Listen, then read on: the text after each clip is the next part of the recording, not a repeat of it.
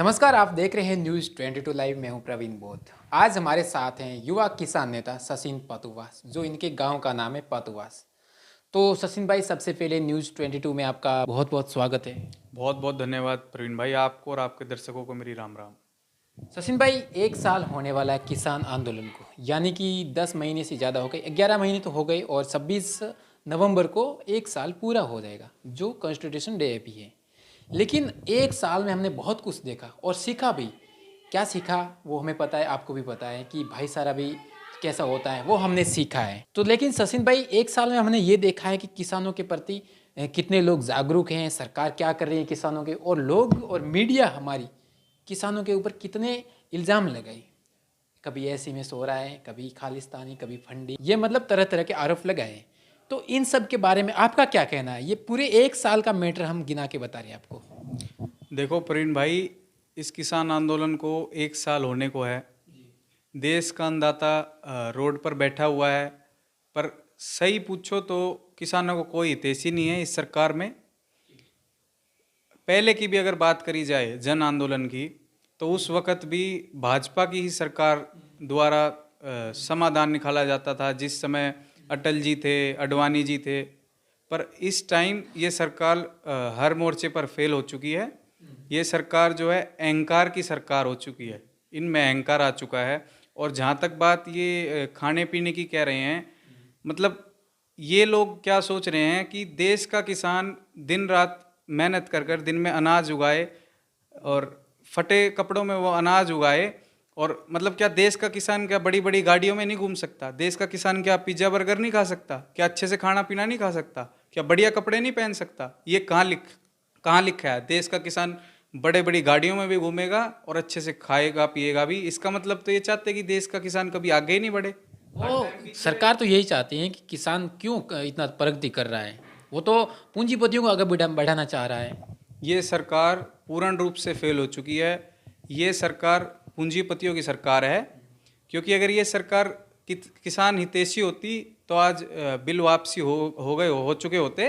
पर इस सरकार ने किसानों की कोई मांग जायज़ नहीं ठहराई। देखो, बेरोजगारी भी देखा आप कितनी बढ़ गई है। युवा खुद सड़कों पर है। नीट वाले बच्चे एक महीने से सड़कों पर बैठे हैं, जंतर मंतर रोड पर, लेकिन उनका भी कोई सुनवाई नहीं कर रहा है। इसी तरह से पूरे देश में बेरोजगारी तो बहुत बढ़ रही है। देखो, पेट्रोल के दाम है, डीजल है, यानी कि पेट्रोल के दाम अभी बढ़ाए हैं 120 रुपये और 10 रुपये घटाए भी है। उसमें आपको क्या लग रहा है कि 120 रुपये बढ़ाकर 10 रुपये घटाना? ये तो एक तरीके से लॉलीपॉप देने वाली बात हुई। जब रेट इतना हाई कर कर आपने 10 रुपये घटा दिया तो उसका कोई मतलब नहीं बनता है। देश की जनता पेट्रोल से, गैस से, सिलेंडर से, इनके रेट से बहुत ज़्यादा परेशान है। जिन मुद्दों कर लेकर आज ये सत्ता में बैठे हैं, आज उन्हीं मुद्दों से देश की जनता बहुत ज़्यादा परेशान है। और बात करी जाए अगर यूरिया की, यूरिया इस देश में अब यूरिया ही देखे जाए तो कई राज्यों में तो यूरिया ही अवेलेबल नहीं थी। पहुंच भी नहीं रहा हमारे राजस्थान में तो। पहुंच नहीं रही और अवेलेबल, हाँ ठीक बात आपकी। और वहाँ खड़े खड़े लोगों की डेथ हो गई यूरिया के लिए। मतलब इतनी वेटिंग करी लोगों ने कि उनकी वहाँ डेथ हो गई। जैसे दो नोटबंदी में लोगों की जाने गई। हाँ, नोटबंदी में जैसे गई, अब वैसे अब ये लाइनों में खड़े हो गए लोग, मजबूर हैं क्या। सरकार तो देख नहीं रही। देखो, एक साल किसान आंदोलन में कितनी डेथ हुई, कितने किसान बॉर्डर पर मरे। 500 से अधिक शहीद हो गए किसान। लगभग 700 से ऊपर किसान शहीद हो चुके हैं। और पीएम साहब ने किसी भी तरीके से श्रद्धांजलि अर्पित करने का काम नहीं किया है। तो खुद उनकी सरकार के मंत्री तो गाड़ियां सड़ाते ऊपर।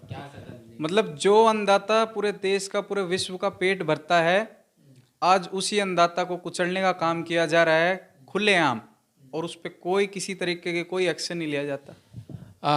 जो अमित शाह गृह मंत्री खुद कहते हैं कि यूपी में चुनाव तो हैं, आपको पता ही होगा, और वो खुद कहते हैं कि महिला आभूषण पहन के रात को 2 बजे 3 बजे निकल सकती है। यानी कि युवा भी सुरक्षित नहीं है पुलिस के हाथों में। वो महिलाओं की बात कर रहे हैं ऐसे कि क्या महिला वास्तव में यूपी में सुरक्षित है? नहीं, ये रिकॉर्ड उठाकर देखें ना, ये तो सिर्फ बनावटी बातें करते हैं। महिलाओं का अगर मुद्दा उठाया जाए तो आज महिला सुरक्षित बिल्कुल नहीं है यूपी में।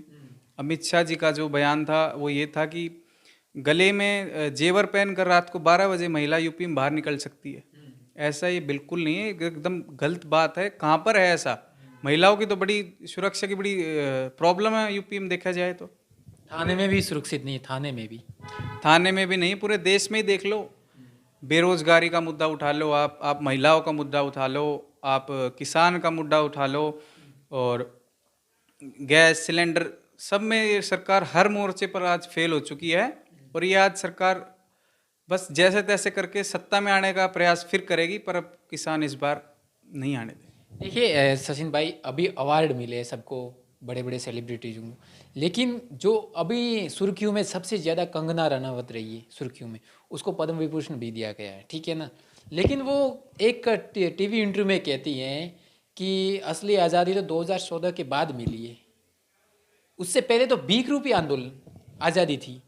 यानी कि अगर कोई उसकी जगह कोई मुस्लिम एंगल होता तो उसका क्या असर होता और देश में क्या आग निकलती। देखो ये सब बिल्कुल बेकार बातें हैं। आज़ादी की जहाँ तक बात है, आज़ादी 2014 के बाद कैसे हुई थी? कुछ नहीं हुआ। ऐसा तो है नहीं कि बीजेपी ने आज़ादी दिलवाई थी या कुछ ऐसा था।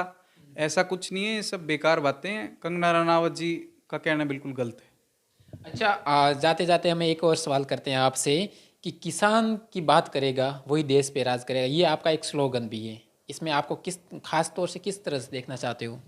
इसका मेरा यही मानना है कि जो किसान की बात करेगा, जो भी सरकार किसान हितैषी रहेगी, किसान पूर्ण रूप से उसके साथ है, वही राज करेगी इस देश पर। जो किसानों की हितैषी नहीं है, जो किसानों के साथ नहीं है, किसान उनको पूर्ण रूप से उनके साथ बिल्कुल नहीं। आप किसानों की बात कर रहे हैं, तमाम बॉर्डरों पर भी जा रहे हैं, उनकी समस्याओं को भी देख रहे हैं और खेतों खलिहानों में भी जा रहे हैं। आपने बताया कि मेरा बैकग्राउंड भी किसानी से संबंधित है, लेकिन आपने इस आंदोलनों में क्या देखा जो आपको मतलब मोटिवेट कर रहा हो? सबसे बड़ी बात तो ये है, इस आंदोलन में देखने को मिला 36 बिरादरी का भाईचारा। हर जात धर्म से अलग हटकर, इन सब चीज़ों से ऊपर उठकर 36 बिरादरी का भाईचारा, हिंदू मुस्लिम सिख ईसाई सब साथ में अपना लंगर सेवा कर रहे हैं।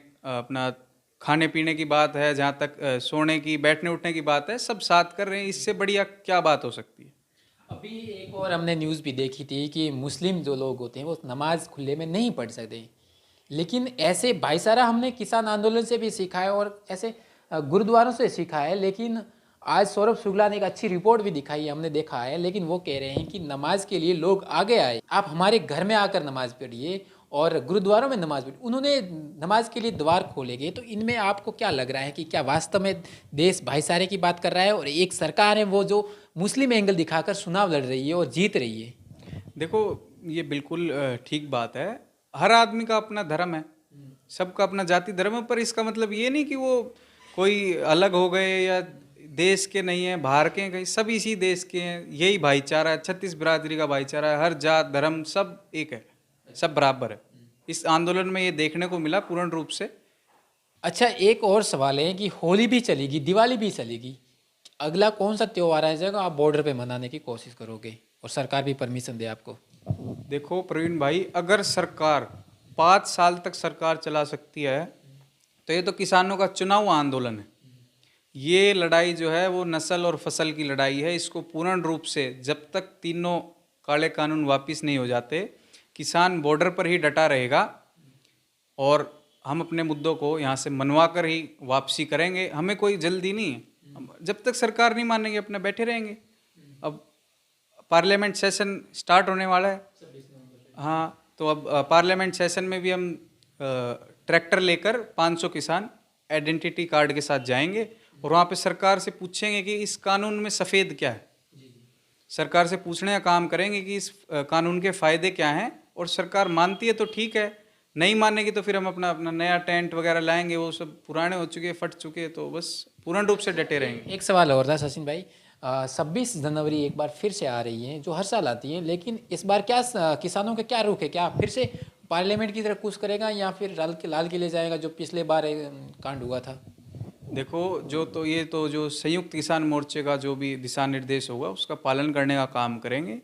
और पिछली बार तो कुछ ऐसा कुछ नहीं हुआ जिस हिसाब से, मतलब मीडिया ने बहुत बढ़ा चढ़ा के बताया था कि धार्मिक झंडा फहरा दिया। ये ऐसा कुछ नहीं है। आप इनका देखो, आरएसएस वालों को उठाकर देखो। वहाँ जयपुर में देखा जाए तो आरएसएस का झंडा, आप ये बताओ आरएसएस का झंडा ऊपर है या नेशनल फ्लैग ऊपर है? तो अब ये आर कोर्ट पे आरएसएस ने हाँ, तो अब आप खुद देखो, जब इसमें क्या था, कोई गलत नहीं था इसमें, तो कोई हम तो नहीं मानते इस बात को बिल्कुल। अच्छा, आगे की क्या रणनीति, जाते जाते एक सवाल। आगे की यही रणनीति रहेगी कि अब हम पार्लियामेंट, मैंने बताया आपको, पार्लियामेंट जाएंगे किसान, वहाँ पे सरकार से पूछेंगे कि भाई इनमें क्या फ़ायदेमंद क्या है इसमें, और क्या सफ़ेद है इस कानून में, और उसके बाद ये आंदोलन सरकार मानती है तो बड़ी अच्छी बात है, नहीं मानती तो ये पूर्ण रूप से शांतिप्रिय आंदोलन चलता रहेगा। तो शुक्रिया दोस्तों, ये थे हमारे साथ सचिन पातुवास, जो युवा किसान नेता भी हैं और किसानों की समस्याओं को भी देखते हैं और उनका हल भी करते हैं, और गांव-गांव में जाते हैं और किसानों को भी समझाते हैं कि इस बिल में क्या है और क्या सफ़ेद है और क्या काला है। तो शुक्रिया दोस्तों, देखते रहिए न्यूज़ 22 लाइव। अगर हमारे चैनल पर आप नए हो तो उस चैनल को ज़रूर सब्सक्राइब कर दीजिए। शुक्रिया, देखते रहिए न्यूज़ 22 लाइव।